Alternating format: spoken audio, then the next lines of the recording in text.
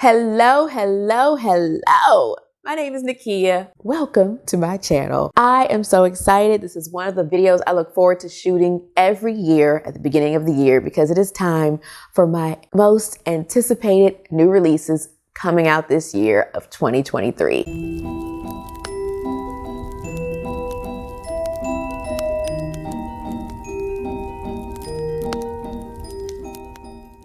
I got 20 books, a lot of mystery thrillers, some sci-fi horror, so I cannot wait. Now, this list will be for the first half of the year, January through June. I like to split it up that way and, give you the rest of my list around June for the second half of the year. So we got a lot to talk about though. I have a lot of books, as I said, 20. I don't have any middle grade in this list. I'm actually surprised. I think I did browse through some of the middle grade books, but nothing really grabbed my attention. So we'll see if I ended up finding out about something during the year that'll pique my interest. But for right now, this is what we have, and let's just get on into it without further ado. Okay, my first one releases January 17th, 2023. I will go in order from January to June. This one though is being re-released. I'm not sure why. If you know, let me know in the comments down below. But it originally came out in March of 2022. And I am speaking of Everyone in My Family Has Killed Someone by Benjamin Stevenson. Now, I got my notes here on my phone. This one says Knives Out and Clue meets Agatha Christie and Thursday Murder Club. You know how I feel about the whole Knives Out comparison. You should know by now. We'll see though, I'm a sucker for it every time. Clearly this is a murder mystery, and as it says in the title, when you read the synopsis for the book, it says everyone in the family has killed someone, including the main character. So I'm assuming the murder mystery surrounds what happened to the main character. I'm not sure, it just seems so intriguing, and a lot of people have this on their list for 2023 releases, myself included clearly, and yeah, can't wait to see what we're getting into. Now, I will leave a link to my GOODREADS 2023 anticipated book releases shelf where you can see everything that I have listed because I didn't put everything in the video. These are the ones that I am the most looking forward to. I have some on there that I'm like, my interest is peaked, but we'll see. But these are the ones where I'm like, I swear they better be good. I swear I can't wait. They're on my calendar, marked. And the other thing is, just because they're in this video does not mean I'm guaranteed to read them. If you don't know, I like to read a little bit of a preview or a sample of the author's writing, unless it's someone that I've read from before and I know it's gonna be good. But otherwise, I like to read a little bit to see if I'm truly interested, because contrary to popular belief, I do try to limit the number of DNFs I have every year because it brings down my reading month. I don't enjoy it. So anyway, this helps. Clearly it's not guaranteed because I end up with a bunch of DNFs every year anyway. But moving on to January 19th, 2023. I have 4 books for that date. And kicking it off, we have one of my favorite authors. And as I said, I don't need a preview of this one because I already know I like his writing. Matter of fact, one of his books right behind me. Speaking of John Mars, and this book would be The Marriage Act. This is what I love when he does thriller sci-fi, so I really can't wait. And this one sounds like The Passengers and The One, and it has like some kind of premise that is so interesting and fascinating. Let me just tell you a little bit. All of these will be short and sweet because we got a lot to get through, so I'm just gonna keep it moving and we don't want to get too far into it. You want to read it and see. But for this one, it says, what if marriage was the law? Dare you disobey? We are dealing with a near future Britain where there is a sanctity of marriage act and people who are single are punished. So we deal with couples and what do they do with their relationship, all that kind of stuff. As I said, I love when John Mars tackles these kind of subjects. They are my favorites to read from him. So my calendar is marked. I can't wait. Next up, we have The Drift by C.J. Tudor. Now, when I first got into BookTube and back into reading in 2020, I picked up The Chalk Man by C.J. Tudor. I only read like a couple pages. I was into it, but I put it down. Don't remember why. So this one, if I do read it, will be my first book by C.J. Tudor. Yes, I know. For those of you who don't know, this is a mystery thriller horror book. This is what C.J. Tudor does. So, like I said, this one really intrigues me. It takes place in a snowy, isolated setting. So it sounds promising. Now, what we have in this one, as I said, we are dealing with a winter storm, and there are different groups of people that are stranded, and there is a killer amongst each of the groups, and we have to figure out who the killer is, of course, before it's too late. So it's a mystery, and as I said, thriller, action. I don't know what the horror part is, but it sounds promising. Next up, we have Cold People by Tom Rob Smith. This one is a dystopian sci-fi, and you know me, that is my thing. I love it. I'm just gonna read you a little bit of what we got here. This one says, it's the end of humanity and Earth has fallen. The last of civilization has 30 days to get to Antarctica, the one place left where they can exist. Can they change, evolve, and adapt to survive? So I don't know what we're getting into, but it sounds fascinating. I have never heard of anything like this. You may have, I have not. Again, we're dealing with a snowy setting, Cold People. So, I mean, I wish all of these had come out like the end of December so I could have these ready for January, but we're gonna see. I may get to them in February if I'm still feeling like the cold, icy feeling. Last up on January 19th. Now this one, I am waiting with bated breath. I have 3 asterisks. This is just like, probably the one, other than my John Mars, I'm most looking forward to in January. This one is The Second Stranger by Martin Griffin. And this is a crime mystery thriller, so right up my alley when you add the crime part in. Another one that is in a winter setting where there is a storm. I got to read these in February, maybe even March. I don't know. March, I don't know if I'm going to be in the spring vibe yet, but these are just calling my name. Yes, this one. So in this story, like I said, we have a winter storm and there is a terrible accident on the mountain. Now we are inside an isolated hotel. We are with the woman who's working there. 2 men show up, both claiming to be the same cop. Now she knows there were only 2 survivors of this accident. One is the cop and the other is the prisoner he was transporting. So she has to figure out which one of these men is the cop and which one is the prisoner, because of course, one of them is going to try to kill somebody or do some crime and some damage. Oh my goodness, it sounds so intriguing. It sounds like a movie. I hope it's good because it sounds so good. Let's move on. And last up in January, you should already know, this is the 3rd book in the Finley Donovan series. We have Finley Donovan Jumps the Gun. I can't say much more because I would give away things from books 1 and 2, but I loved book 1. It made my best books of 2021 list. I enjoyed book 2, not as much as book 1, but it's enough to make me want to read book 3. I am continuing with the saga of Finley Donovan and all the shenanigans that she gets into, so I cannot wait. I'll probably read it in February or March, depending, because I got all these winter books to read. Stay tuned to find out. I will definitely be reading it though, because like I said, she's one I don't need a sample. I already know her writing, and I'm continuing with the series. All right, come up in February, I only have 2 books, but again, if it made this list, it is promising. So first up, on February 7th, we have The Spite House by Johnny Compton. This is a gothic paranormal horror. You know, that checks so many boxes for me. When you put gothic and horror together, and of course, when it's paranormal, just check, check, check. I'm ready. Sign me up if the writing's good.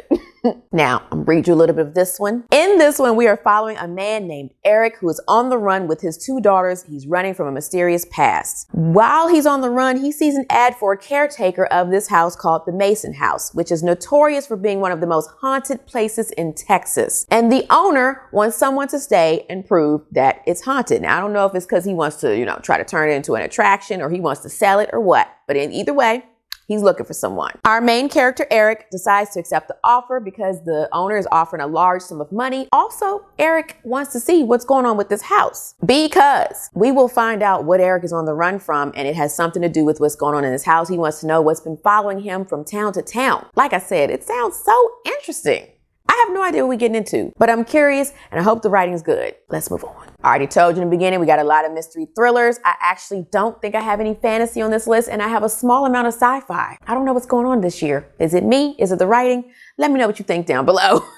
But on February 21st, we have The Writing Retreat by Julia Bart. As I already said, this is a mystery thriller. Another one during a winter snowstorm. Clearly, I love it. That is one of my things. It just intrigues me, being trapped in a snowstorm. I have been in some snowstorms. It's quite scary, let me tell you. Now, this one is a debut novel, so we can see, those could be hit or miss because it's always, the first one, but I've had some good debut novels lately. So like I said, let's see. This one is about a young author in exclusive writer's retreat that descends into a nightmare. While she's there, strange things happen, someone vanishes, and our main character has to figure out what is going on. So again, it seems like it's a locked room mystery, I think, because of the whole snowstorm and they're trapped. And again, one of the writers goes missing, and it could be murder. We don't know, but I'm intrigued. I'm not a writer. but I still like reading about writers, watching movies about writers. Misery. So, like I said, we'll see. All right, I have 8 books for the month of March, and this first one also has some asterisks because I can't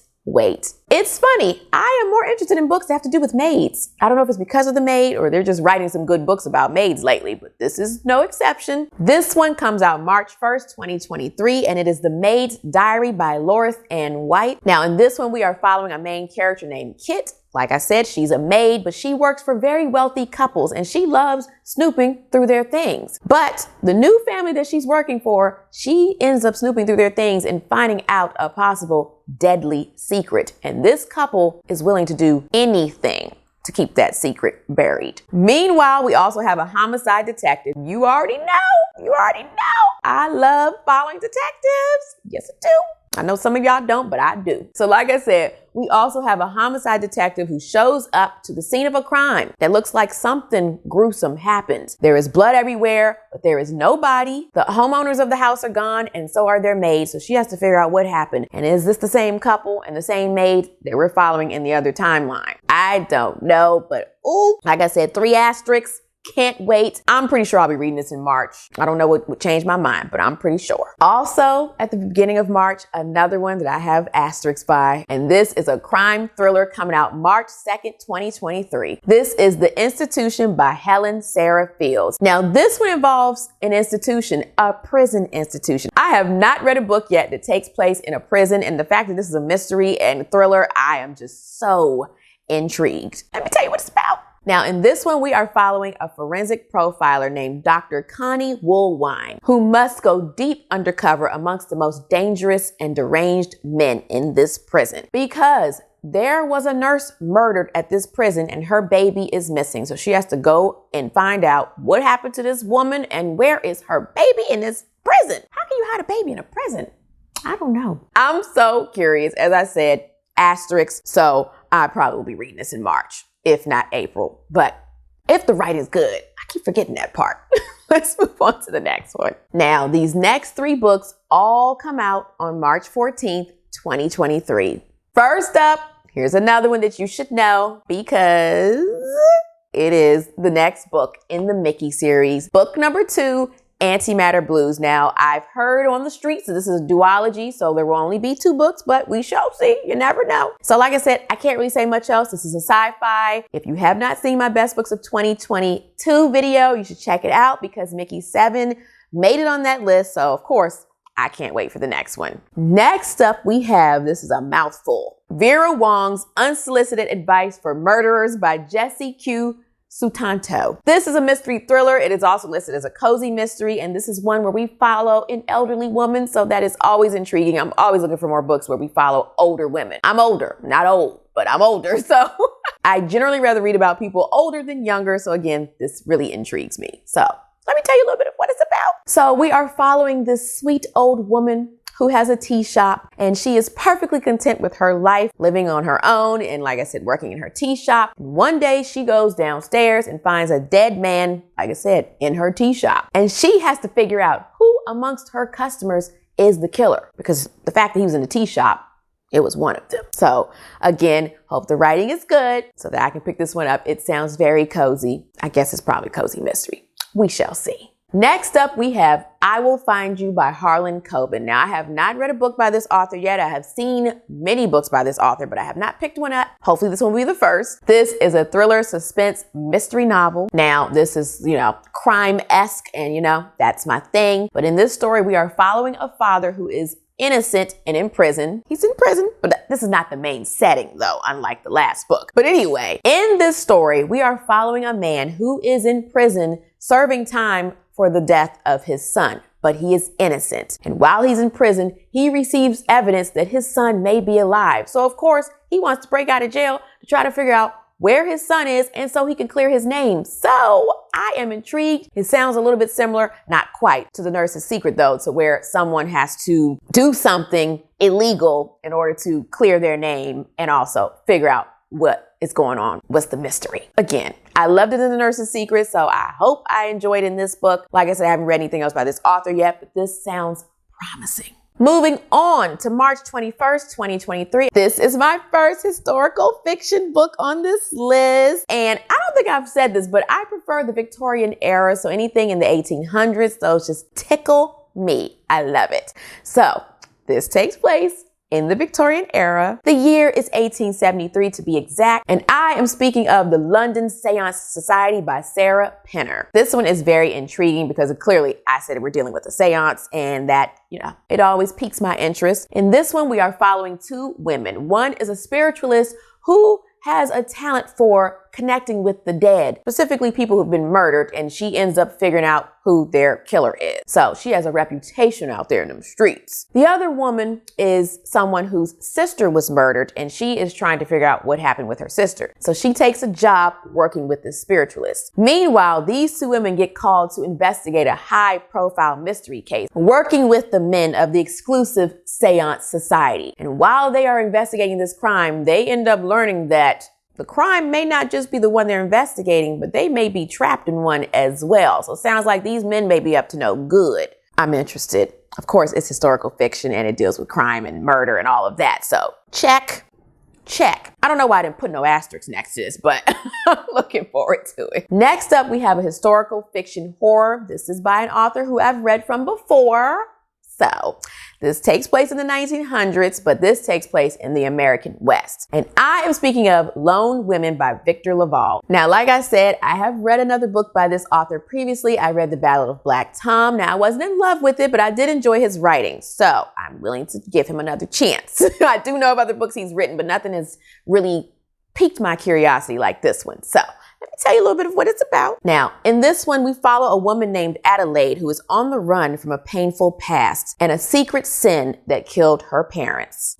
Intriguing. While she's on the run, she's trying to relocate to Montana. And while she's on this journey, she learns that she may not be alone, but that whatever the secret is that she holds that clearly has something to do with her parents' murder may be the one thing that's keeping her alive. This sounds so fascinating. I'm pretty sure this is one of those books where you will have no idea what's going on based off the synopsis, which I'm fine with. So we shall see. And last but not least, for the month of March, we have a book by T. Kingfisher. Now, I have not read one of her books yet. I'm well aware of them, but I haven't gotten any yet. So maybe this one will be the first. And I'm speaking of A House with Good Bones. Now, this one is a gothic horror fantasy, which is T. Kingfisher's thing. In this story, we are following a woman named Sam who is going back to her family home to visit. Her brother has told her that her mom has been acting strangely, but she's just kind of like, okay, sure. When she gets there, though, she sees that there are strange things going on in this house. She finds like a jar of teeth in the yard. Also, like I said, her mother is acting strange. She's being very jumpy, like the slightest noises